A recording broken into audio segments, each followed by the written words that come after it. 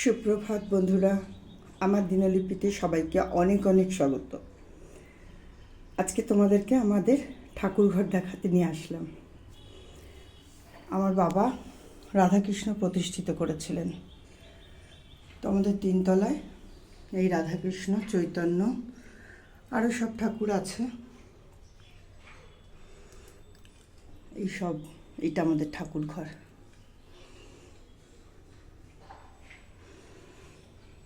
এই শিবের পুজো করেন প্রত্যেক সোমবার আমার বৌদিরা। তো ভাবলাম আজকে ঠাকুরঘর দিয়ে শুরু করি তোমাদের আমার দিনলিপি।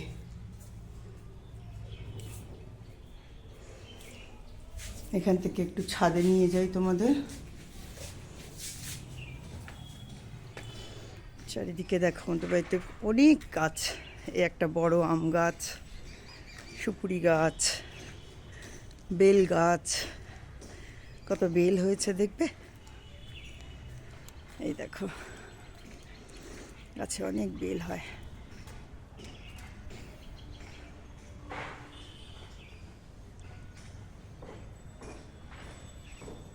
এই দেখো, এগুলো সব হাত বাড়িয়েই পাওয়া যাবে। দেখো কীরকম হাতের সামনে বেল গাছ। বেলগুলো, পাতাগুলো সব পোকা পড়ে গেছে। এই একটা বড় নিম গাছ, এরপরে কচি নিম পাতা আসবে। আর একটা জিনিস দেখো, অনেক দূরে, তোমরা দেখতে পাবে না মনে হয়, যে হুগলির ঘাটের ব্রিজটা আছে, ওই ব্রিজটা দেখা যাচ্ছে ওই দুটো গাছের মাঝখান দিয়ে।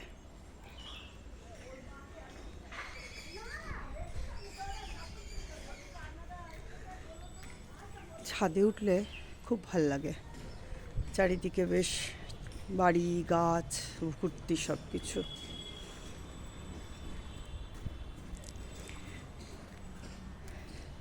এটা দেখো কি সুন্দর একটা।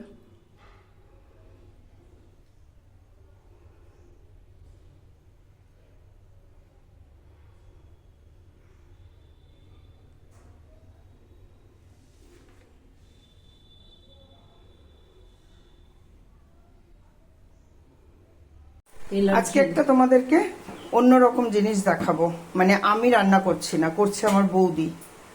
তো কি করছে আস্তে আস্তে দেখো। এখানে এতটা পেঁয়াজ কেটে রেখেছে, এই তেল জাল হচ্ছে, পেঁয়াজটা ভাজবে। এখানে আলুগুলো ভাজা হচ্ছে। এই যে পেঁয়াজটা ছাড়া হলো, কিছু আলু এখানে সেদ্ধ করা রয়েছে।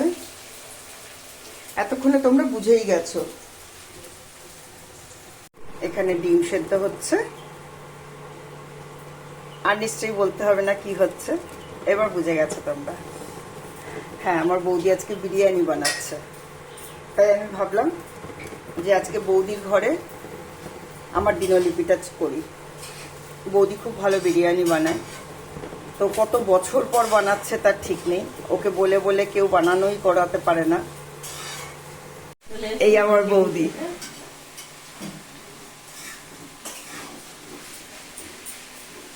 খুব ভালো বিরিয়ানি বানায়। চলো এর পরের প্রসেস আস্তে আস্তে তোমাদের দেখাচ্ছি। মাটনটা সিটি মেরে রাখা আছে, এবার কষানো হবে, তারপরে আবার এক এক করে প্রসেস হবে। অল্প করে বেরেস্তা করা হলো, যেটা উপর থেকে ছড়িয়ে দেওয়া হবে। আর এই পেঁয়াজটা নরম করে ভাজা হয়েছে, এটা ওই ছড়িয়ে দিলে ভাতের সাথে এটা না খুব সুন্দর করে মিশে যাবে।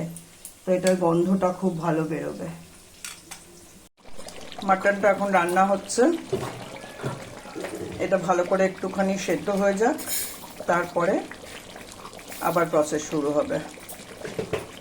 এখানে ডিমও ভাজা হয়ে গেছে।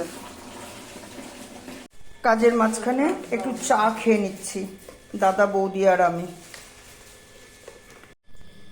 ভাত হাফ কুক হয়ে গেছে, এখন ওগুলোকে তুলে নেওয়া হচ্ছে, এরপরে লেয়ার দেওয়া হবে। মাংসটা তৈরি হয়ে গেছে।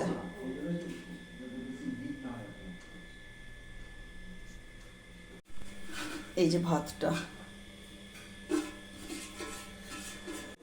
বিরিয়ানিতে যা যা দেওয়া হবে এইসব রেডি করা হয়েছে।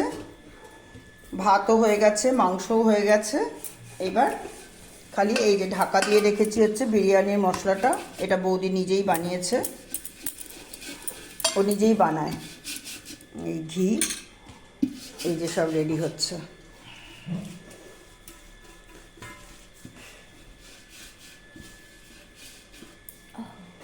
দাদাও প্রচুর হেল্প করছে।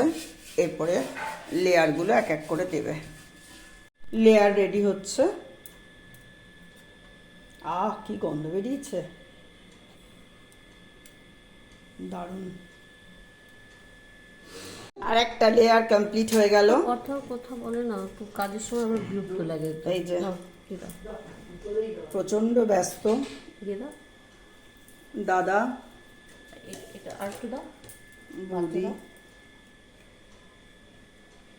দাও, দিতে থাকো, আমি সরিয়ে দিচ্ছি, দিতে থাকো।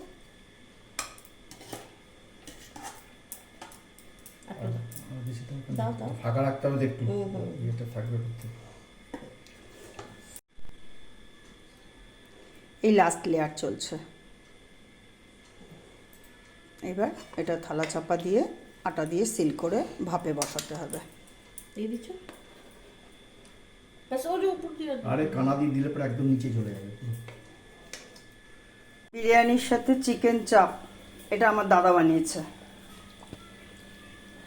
আমাদের বাড়িতে ছেলেরা খুব ভালো রান্না জানে, এটা আমাদের খুব ভালো উপকার হয়। হাতটা সরাও। এই যে সিল করা হয়ে গেল, এবার যাবে ভাপে। বসে গেল গ্যাসে, এবার আস্তে আস্তে ভাপে তৈরি হবে। একটু শ্যাম্পু করে ছাদে রোদে এলাম। ছাদে ঠিক না, দোতলায়, ওখানে একটা ছোট ছাদ আছে। আর বললাম টিটোটাকে একটু রোদ লাগাই, ওকে নিয়ে ওঠা তো আমি বেশ পারি না, মেয়েই করে। আজকে ওকেও নিয়ে উঠেছি।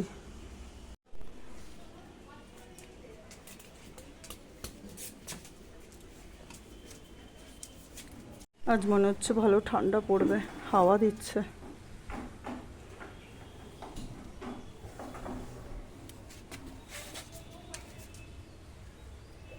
চল টিটো, নিচে যাবি? টিটো না বাবা, তখন বলেনি কত নাম্বারে? নাম্বার বলেনি, খুল যা সিম হচ্ছে এখন। দাঁড়াও, আঠাটা এমন আটকে গেছে, খুলতেই পারছে না বৌদি,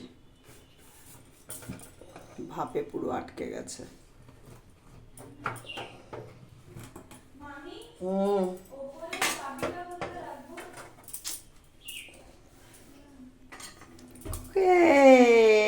খুলে গেছে।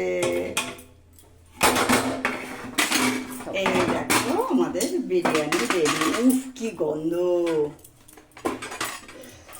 দারুণ দারুণ।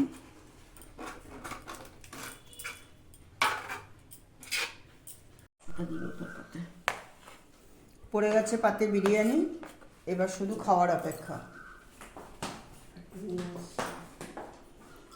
এর সাথে আবার আসবে চিকেন চাপ। এই আমার বিয়ান। হাই সুন্দরী দেখেছো কেমন, লজ্জা পাচ্ছে। আপনি একটুখানি বলুন যে আপনার বিরিয়ানি খেয়ে কেমন লাগছে দাদা ভাই? কথা বেরোচ্ছে না, এত ভালো খাচ্ছি আমরা 100 যে টাকা বিক্রি হবে। আমরা নিজেরাই ভুলে যাচ্ছি যে আমরা কোথায় খাচ্ছি। এটা যে বাড়িতে এত ভালো বানানো হয়, এটা সত্যি রিয়েলি অসম অসম। আপনি বলুন কিছু। খুব ভালো হয়েছে। আর আপনি এত ভালো বানিয়েছেন, যিনি বানিয়েছেন তিনি বলুন।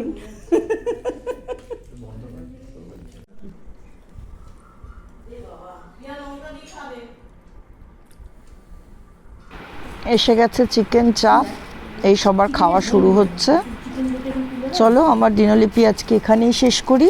সবাই ভালো থেকো, সবাইকে ভালো রেখো।